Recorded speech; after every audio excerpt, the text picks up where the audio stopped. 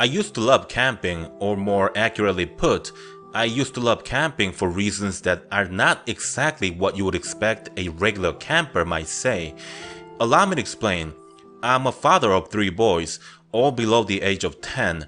I got married a little young when I was 21, so I wasn't what you might call an ideal father figure.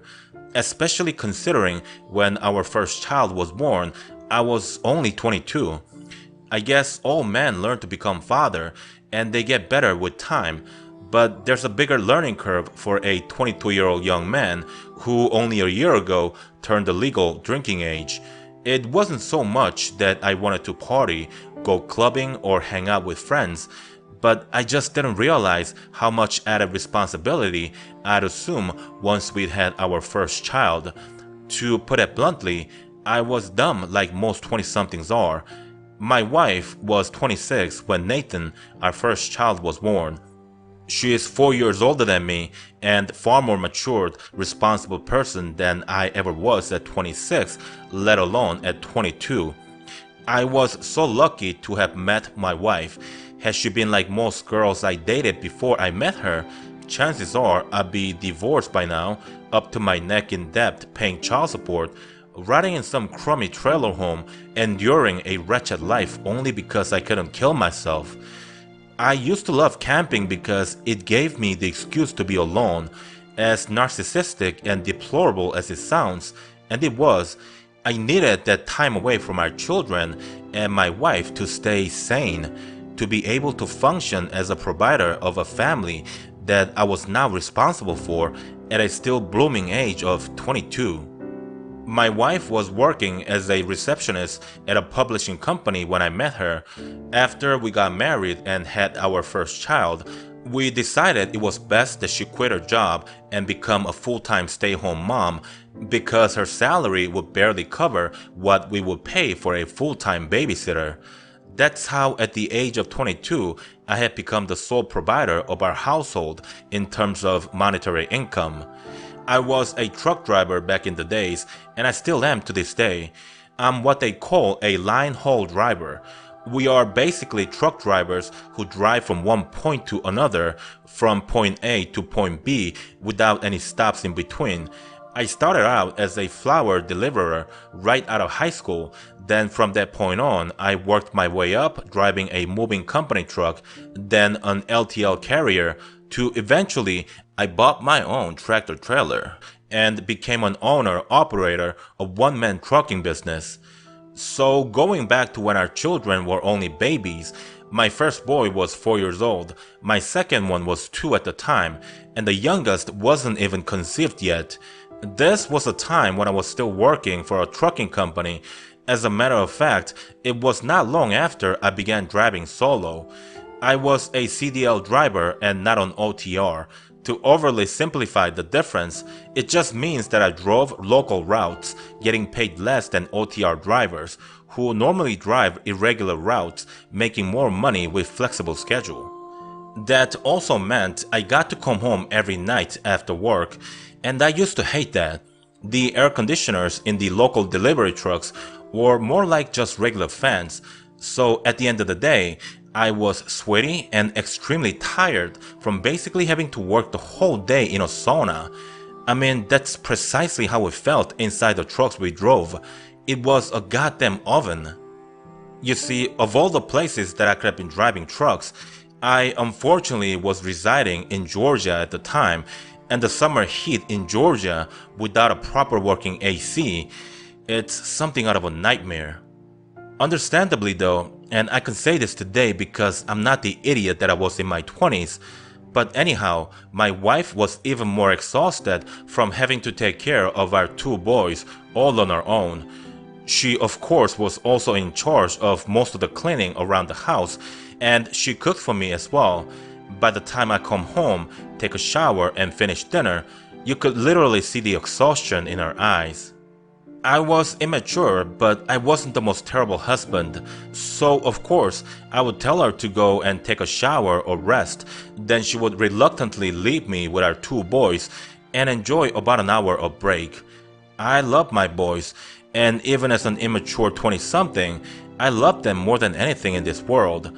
However, when your body is literally breaking down due to the tremendous grind from your day's work, there's nothing more that you wish than for your children to leave you alone.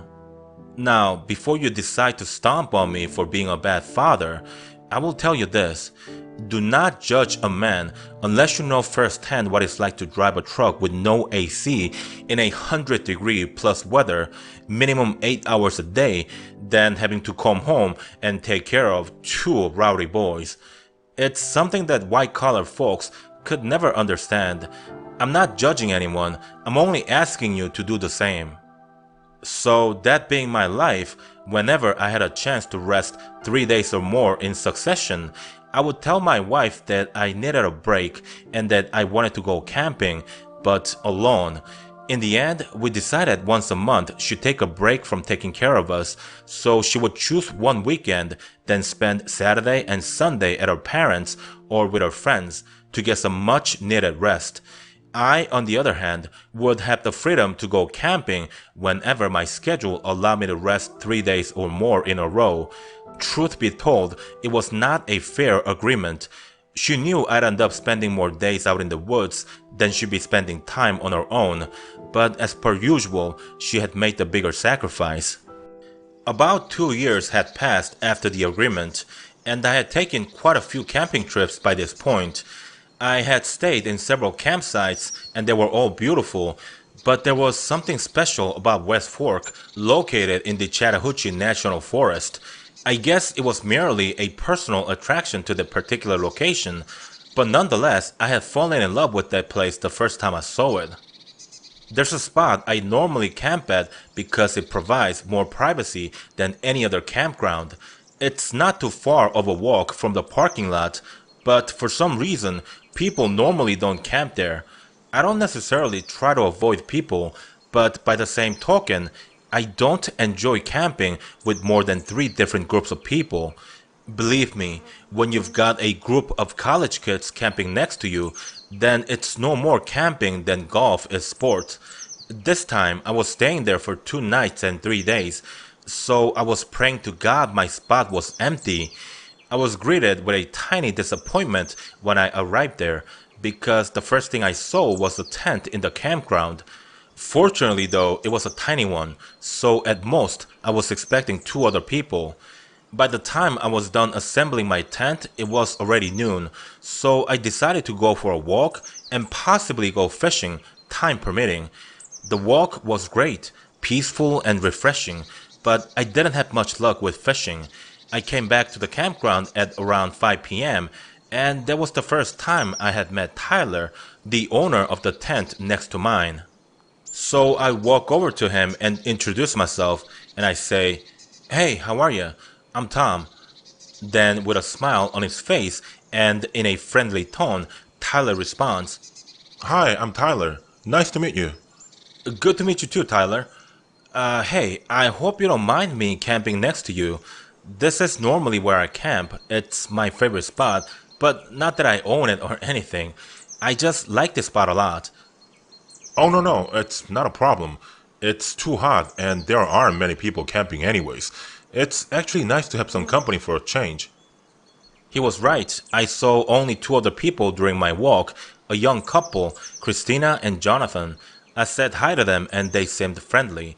I enjoyed the seclusion of the forest, but not this much, so I was actually happy to see Tyler as well.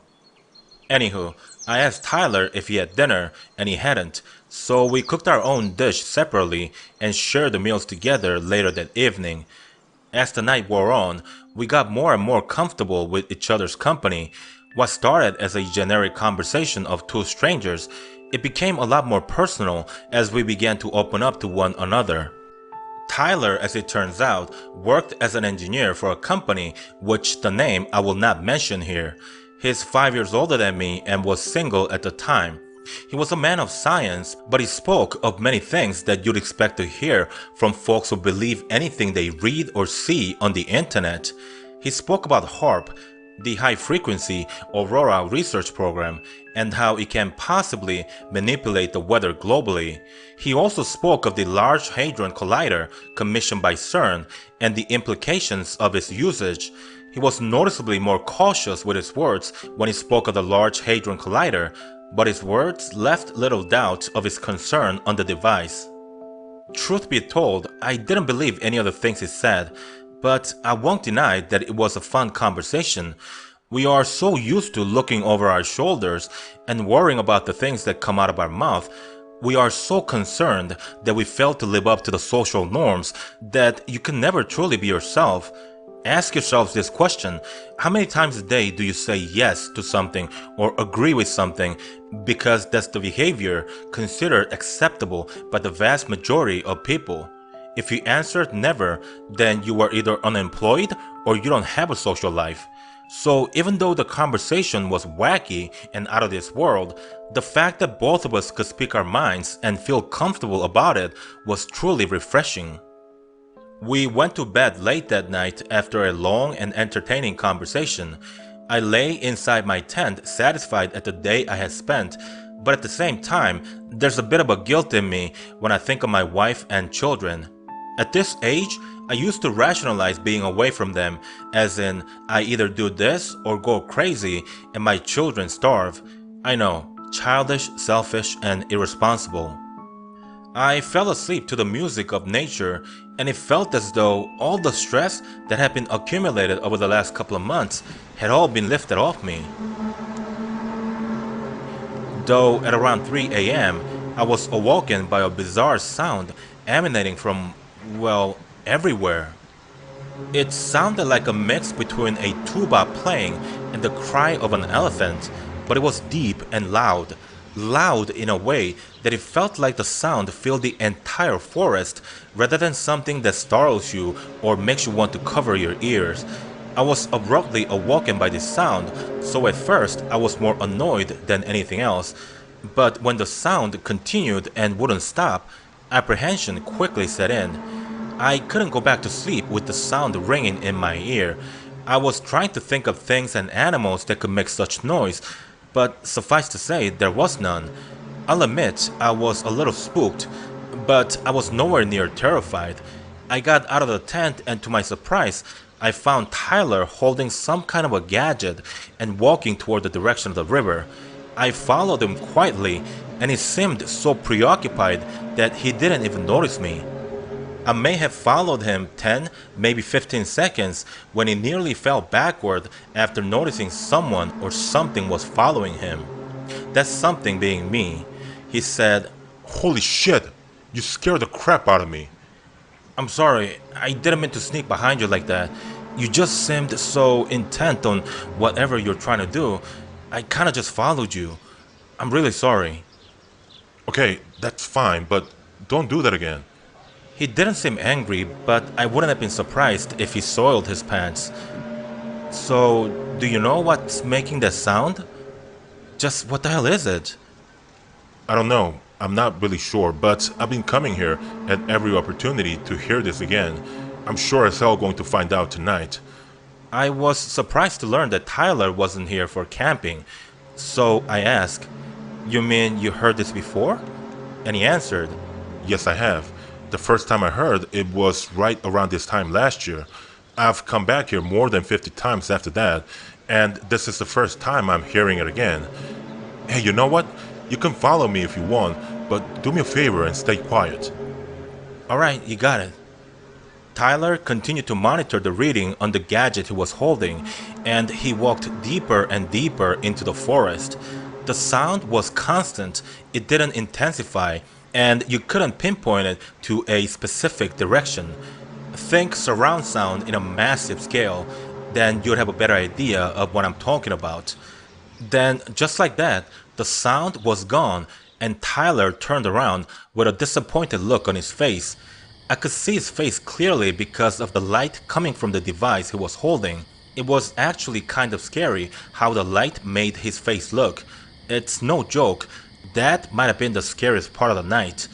We walked back to our camp and sat on the bench by the picnic table. I began to ask questions. I've never heard anything like that. It sounded more organic than artificial. But I know of no creature that can make a sound like that, so loud and grand. Do you have any clue of what we just heard?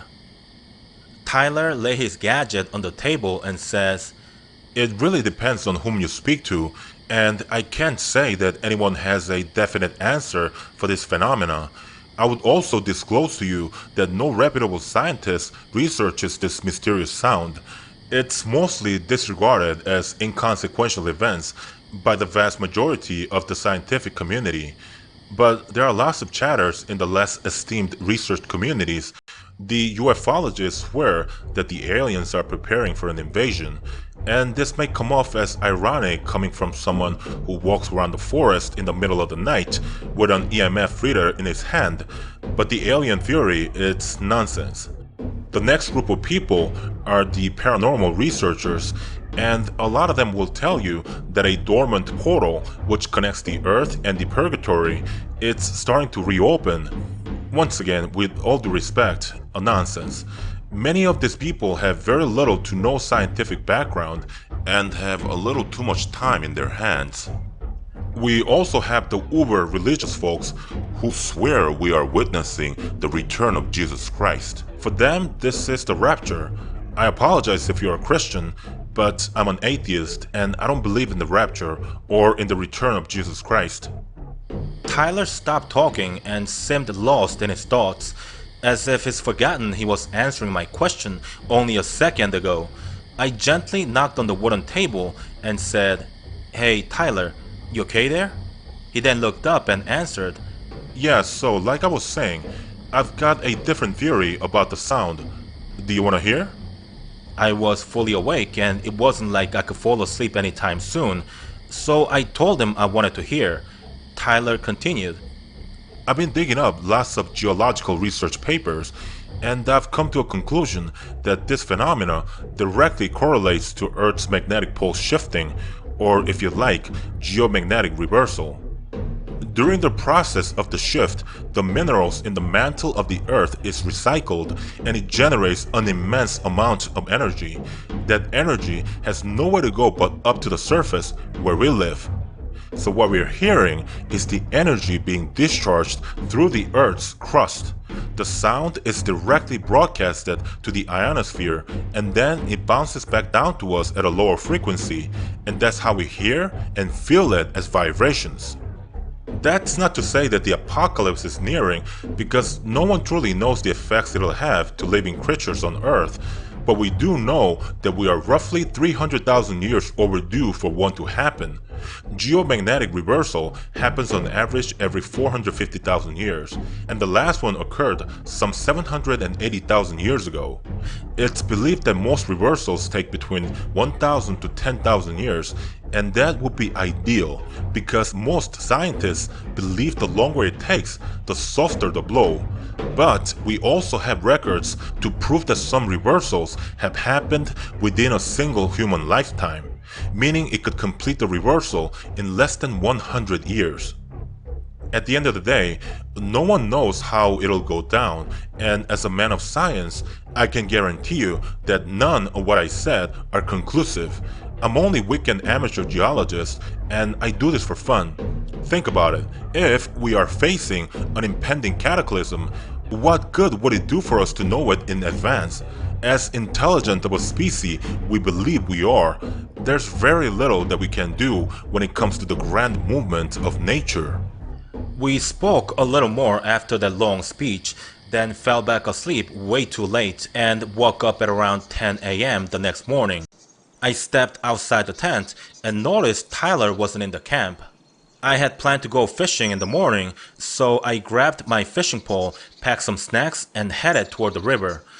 I was about 2 minutes out from the river when I saw something unsettling. What caught my eye was the unnaturally disrupted scene of the camp that was occupied by the couple I met a day earlier. One of the tent stakes had been ripped from the ground and a single shoe was laid about a yard in front of it. Right away I could deduce someone had tripped on the tent cord, ripping the stake from the ground and losing a shoe in the process. So then, why didn't they hammer the stake back? Why leave the shoe and walk with one foot barefooted? They could have been attacked by a bear, but then we would have heard the screams. There were two people in the camp. It's hard to believe none of them would have screamed for help. Theirs and our camp isn't far enough that we couldn't hear them. I walked closer to the camp, but saw nothing that indicated an animal attack. Other than the wide open tent zipper, the loose stake, and the shoe, all else was pristine.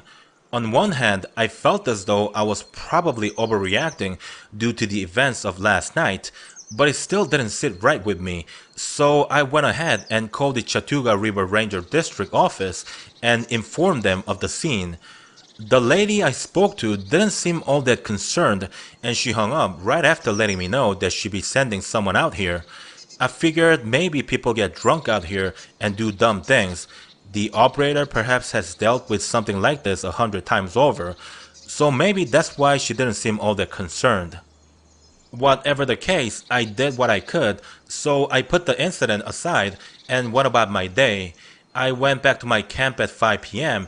and got a little worried because Tyler still hadn't returned. First, it was the couple, and now Tyler. It was only after the darkness had set in, close to 9 p.m., when Tyler returned. I was lying on the bench, stargazing, when I hear him say, Hey, Tom. How was your day? "Mine? Uneventful. Just the way I like it. Where did you disappear to the whole day?" I was just out and about. Hey, I'm really tired. I'm gonna call it a night. We'll speak more tomorrow, okay?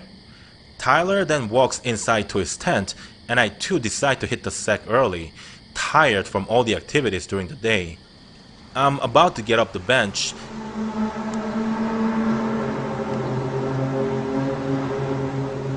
When the sound comes back, Tyler jumps out of his tent and stands frozen solid. 10 seconds passes when he jumps back to his tent and comes back out with the EMF reader in his hand and runs towards the forest. I call for him, "Tyler!" but he kept running, so I chase after him. He had a head start, and it seems like he knows where he's going. I'm falling behind every second, and it makes it even worse that I keep tripping on fallen branches. Then all of a sudden, we stop almost at the same time, like we choreographed it. There are movements beyond the trees up ahead.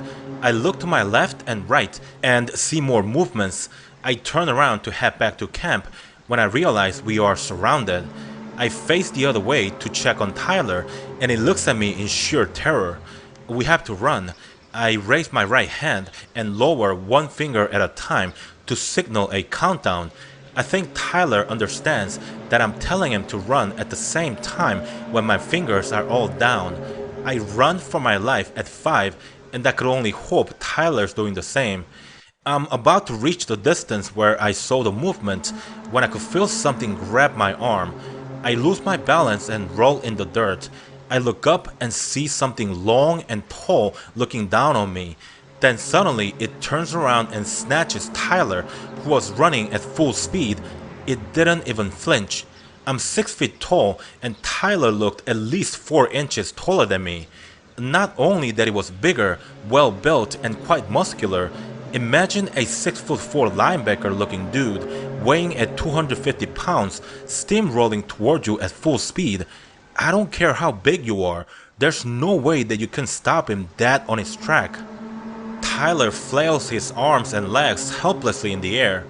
The dark thing has Tyler by the neck in one hand, and he turns around to come for me. I push my legs forward, struggling for traction on the dirt, sliding on my ass backward as fast as I can to try to get away. It feels hopeless, and I'm only delaying the inevitable. The thing reaches down forward to grab me, but then it stops when a gunshot is heard, and more shots are rained down toward it. The crazy thing is, either the bullets are missing, or they are going right through the creature, because I don't hear any of them making contact. It finally turns around with Tyler still in his hand. Tyler looks lifeless. He no longer moves and his limbs are relaxed, like a corpse. I stay low and crawl toward the camp, expecting more gunshots to rain down toward my direction. A man with a rifle in his hand finds me eventually, and I learned there was another camper north from our camp. He suggested we should leave everything for now, all the camping gears, and that we should get in our cars. I grabbed my keys and drove straight to Clayton, the nearest town from West Fork, about half an hour drive. The stranger and I decided to meet up at a local restaurant parking lot, and sure enough, he was there. I park my car and the stranger gets out of his truck, then enters and sits in the passenger seat of my car without any hesitation. As soon as he closes the door, he says, "If you saw nothing, then I haven't seen anything either." Unable to make sense of what he was saying, I asked, "What are you talking about? We both saw that shit. For God's sake, you fucking shot at it." The stranger then angrily says, "What the fuck do you think will happen to us if we go to the police with this? You think they'll give us a medal for surviving the night out in the woods fighting against a fucking monster?" "No, but we have to say something. A man is probably dead, and we were there to witness the whole thing." The stranger gets even more agitated and says, "You and I will be the main suspects for the disappearance of your friend, or whoever the fuck he is, and we'll spend the rest of our lives locked up in a cell getting ass raped until we can't even feel our rectum. Do you think any cop will believe a story about the boogeyman? No, fuck that. Do you think your family will believe you with that story? Fucking think for a second." He was right. If we go to the police, we either get pegged as the main suspects of Tyler's murder, or at best, we'll get dragged to court through multiple appeals until we are free, with no job and family to go back to. The stranger gets out of my car, but before slamming the door, he says, "From this moment on, I don't know you and you don't know me. I'm getting in my truck and going back for my shed at the camp in the morning. You do the same and you forget about what we saw tonight." He looks at me intently for a few seconds until I nod my head. Then he slams the door and goes back to his truck. That's the last time I saw the stranger, and also the last time I've gone camping. I haven't told a soul about the incident, including my wife, and no one will ever know of it until the day I die. I can't tell you the story because you don't know me. I felt the need to tell the story somehow because I believe a change is coming. I don't know how, when, or what exactly the change is, but it's coming, and I can feel it. I said what I had to say, so I'll leave the rest to you. Goodbye. Hey everyone, Dennis here. Firstly, allow me to thank Tom for sending me the story. I've heard of the so-called trumpet in the sky. I think some people call it the sound of the apocalypse, or just the sound from the sky. I didn't read much about it until you have sent me the story, and this certainly sounds like a phenomena that the established scientific community don't have answers for. I've listened to the sound on YouTube, and I gotta say, it's one of the most ominous things I've ever heard. I obviously haven't done an extensive research on this matter, but it does seem like your story is the first one that describes a physical ramification that's associated with the sound. With that said, I cannot completely rule out the possibility of an animal attack, like bears for example. Although unlikely, stranger things have been attributed to far more earthly things. I hope you're not offended by that opinion because in some sense, it's my job to try to offer all possible explanations that can be attributed to the stories that are sent to me. That is not to say that I don't trust the source, but it only means that sometimes what we believe to have experienced isn't necessarily equivalent to what actually happened. But again, it's only one of the possible explanations to what happened to you, and for all we know, you might have been the first person to experience what might be waiting for us in the future. Thanks again for the story, Tom. So I know I've been away for quite some time, even though I'm in the process of transitioning to a new job. The main reason for that is because I've been rewriting 3 subscriber submitted stories and translating 3 Asian scary stories. Many of you subscribers spend a great deal of time to send me the stories, and I'm truly thankful for that. But 99% of the times, the stories lack details that could help to understand you and your stories better. What I do most of the times when I receive a story is to contact the author for more details on them and the stories. This happens for the most part on Skype, and when the author does not reply or does not wish to be contacted, more often than not, I end up not using the story. The reason why the stories that I do are long and very rich in details is because I do this extra work to make the stories more complete. The reason why I explain to you this process is to illustrate why it takes such a long time for me to publish a single video. For an average person to sit down, recollect their memories, organize and tell their stories, it normally takes anywhere between 3 to 10 hours depending on the length of the story. Since most people are not professional writers, inherently there are lots of typos and grammatical errors that need to be corrected. Now, this is not to say that my subscribers are poor writers, but when you sit down and write thousands of words, mistakes are bound to happen.